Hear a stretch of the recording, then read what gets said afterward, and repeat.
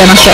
Novruzun gəlişi ilə bağlı dövlət başçısının hər xalqa ünvanladığı təbriklər də onun milli mənəvi dəyərlərimizə böyük ehtiramla yanaşdığını göstərir. Milli mənəvi dəyərlərimizin yaşadılmasında, mədəniyyətimizin inkişafı və təbliğində İlqar Əliyev Fondu və qurumun prezidenti Mehriban Əliyeva'nın da böyük xidmətləri var.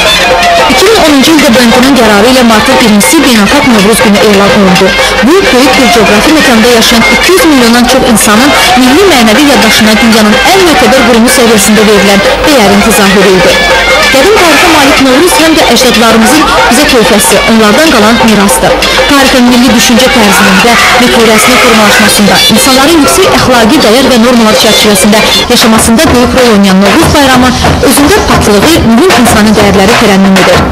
Varlığın yenidən canlanmasını müjdələyən Novruz, əsrlər boyu həm də insanlarımızı işıqlı sabaha, xoşbəxt gələcəyə ümidlərindən xəbər verir.